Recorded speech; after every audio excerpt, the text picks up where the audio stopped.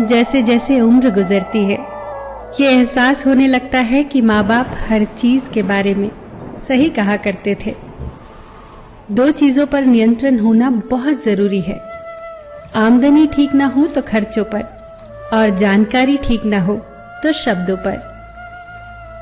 एक बार भगवान से किसी ने पूछा, तुम भी कमाल करते हो, किसी को इतना खूबसूरत और किसी को इतना बदसूरत बना देते हो, आखिर ऐसा क्यों करते हो?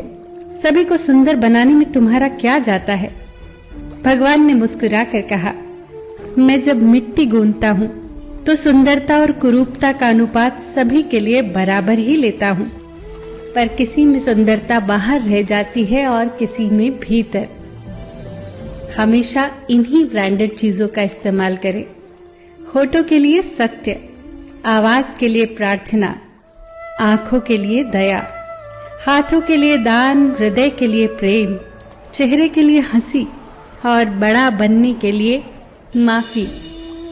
आपको हर वक्त पता होता है कि आपके पास कितनी दौलत है, लेकिन आप ये बिल्कुल नहीं जानते कि आपके पास कितना वक्त है।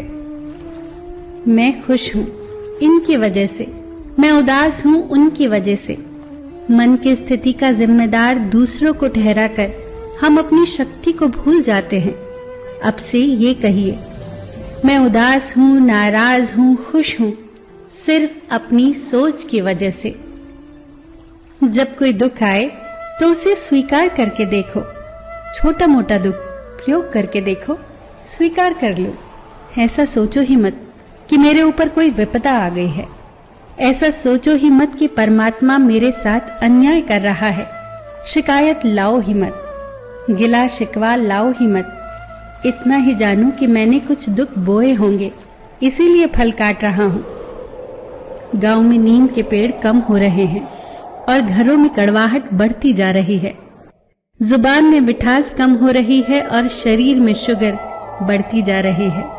किसी महापुरुष ने सच ही कहा था कि जब किताबें सड़क किनारे रखकर बिकेंगी और जूते कांच के शोरूम में बिकेंगे, तब समझ जाना कि लोगों को ज्ञान की नहीं, जूतों की जरूरत है। भगवान श्री कृष्ण कहते हैं कि कोई भी व्यक्ति आपके पास 3 ही परिस्थितियों में आता है, भाव से, अभाव से या फिर प्रभाव से।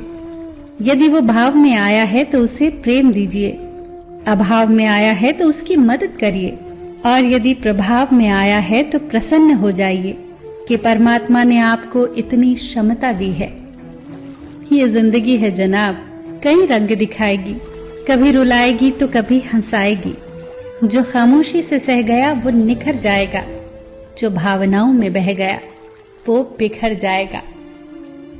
यदि पेड़ में उसकी क्षमता से अधिक फल लग जाए तो उसकी डालियां टूटना शुरू हो जाती हैं, और इंसान को औकात से ज्यादा मिल जाए तो वो भी रिश्तों को तोड़ना शुरू कर देता है। नतीजा, आहिस्ता आहिस्ता पेड़ फल से वंचित हो जाता है और इंसान रिश्तों से। ध्यान से सोचना इस बात को। पैसे हैं तो रिश्ते कम हैं, रिश्ते हैं तो पैसे कम हैं, दोनों हैं तो सेहत कम है, तीनों हैं तो जीवन कम है। कहीं कुछ है तो कहीं कुछ कम है। सब कुछ मिलना बहुत कठिन है। अगर है सब कुछ तो यही स्वर्ग है, और हम स्वर्ग में हैं। फिर मिलेंगे दोस्तों अगली वीडियो के साथ। तब तक के लिए अपना ख्याल रखना और हमेशा मुस्कुराते रहना।